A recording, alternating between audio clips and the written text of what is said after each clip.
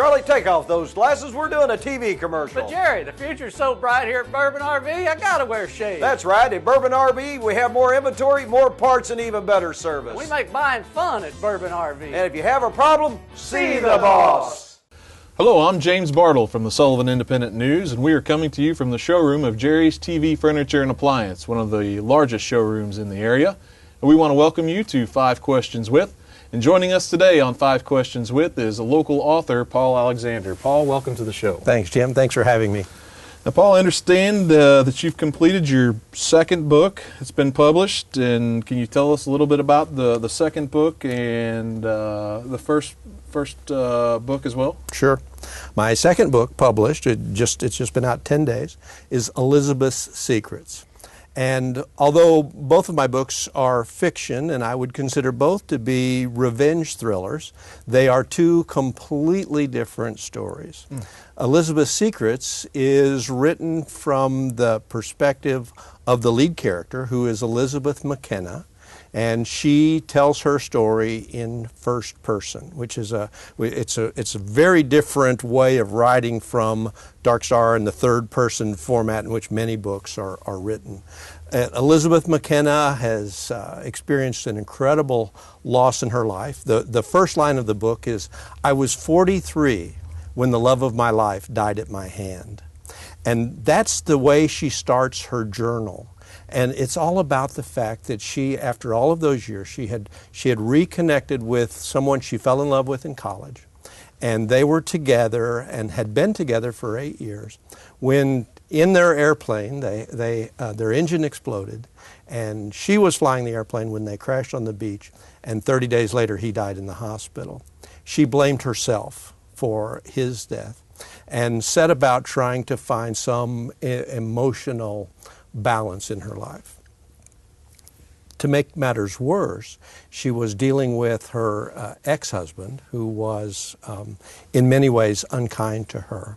And so in order to reestablish her emotional strength or emotional well-being, she purchased an antique monoplane that at one time had belonged to her father, and it was the very same plane that she had learned to fly in as a young girl. She sold it on her 16th birthday in this airplane.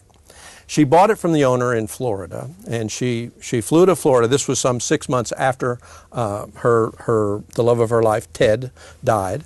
She flew to Florida, she picked up this airplane, and she began flying the airplane across the continent en route to Los Angeles. Well, along the way, she discovered that she was being pursued, and it was pretty obvious pretty fast that it was her ex-husband who was out to get his revenge. So as she's struggling to find her emotional balance and meeting people and getting their help in really beginning to understand herself, she's also running away from a past difficult relationship and her past. And the book's title, Elizabeth's Secrets, is about the fact that her secrets are those things that many of us might consider to be unimportant, that she shares with someone in confidence, and the first thing you know, and this has happened to all of us, someone is telling something that she thought was a complete secret. I'm only going to tell this to you. Don't tell anybody else. And the first thing you know,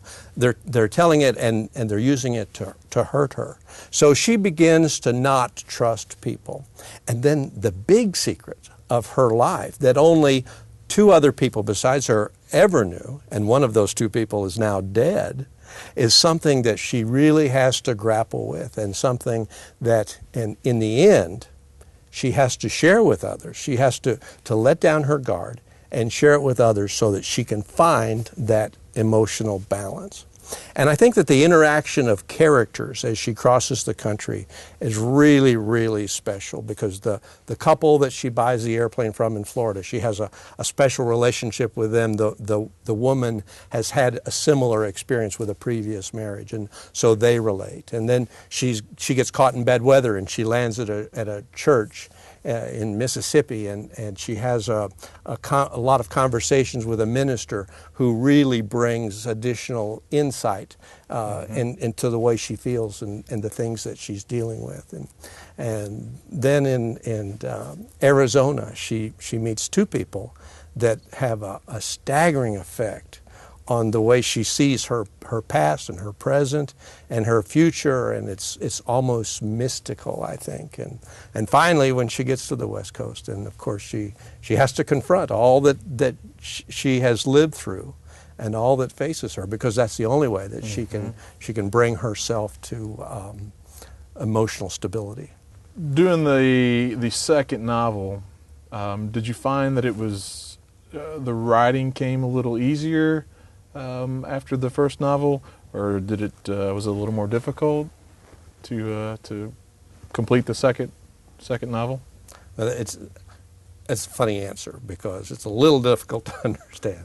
Actually, I wrote Elizabeth's Secrets first, and then I wrote Dark Star. For whatever reason, I decided to edit and modify and publish Dark Star first, and then to go back and finish Elizabeth's Secrets.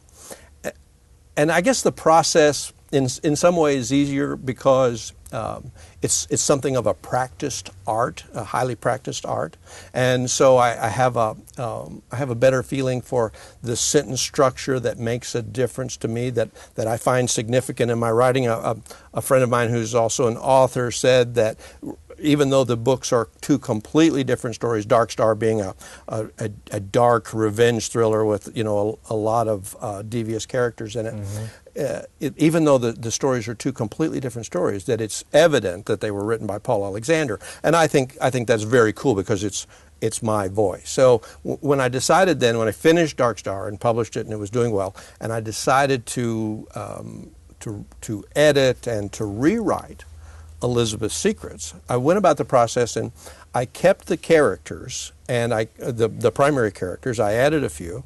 I kept their personality traits, but the manuscript, when I began this process of rewriting it, was 56,000 words. The first thing I did was throw away 40,000 of those 56,000 words.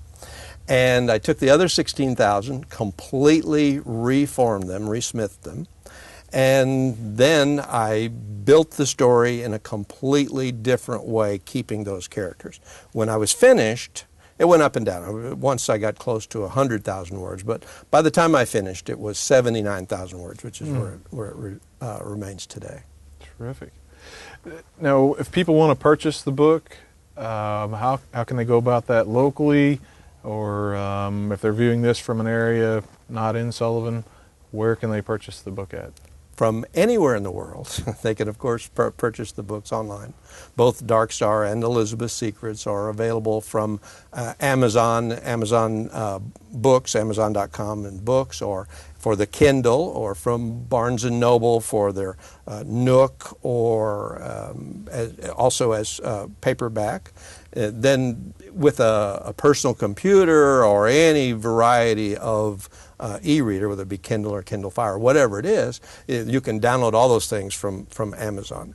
And that's worldwide. Sales have been, actually in the first 10 days since our launch, sales in the United Kingdom have been good, and so we're listed for sale in Germany and France and Italy and Spain and all over the world. So it's a really powerful thing that anyone can go on. They can just put in my name and Elizabeth's Secrets in the search engine for any site, and it pops right up. They can go to my website, link to all of those different outlets for the book.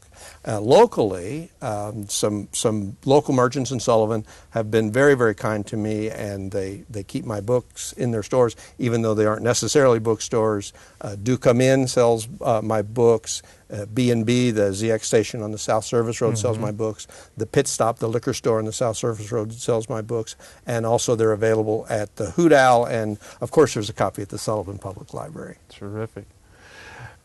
Now, for our viewers, they may who've known you in the Sullivan area, they may be asking themselves or want to know what made you decide to get into writing novels. Well, if they find the answer to that, I'd like to know. I liked writing from a very, very early age. When I was a young man or young boy, actually, I wrote short stories, and I continued writing short stories until one day one of them began to grow into something that was a whole lot bigger than a short story, and little by little, it became a novel. It just so happened that during that time I was working out of the country, so I had a lot of time by myself and a lot of time for introspection, and spent that time working on my book and building characters and actually honing what is truly a craft, to be able to write a book. You know, a lot of people say, oh gosh, I really want to write a book. Well, you know, it's a lot of work. Tremendous amount of work. Now, are there plans to do a follow-up, a third novel? Do you have that in you? Do you already got that in the works at this point? Oh yeah.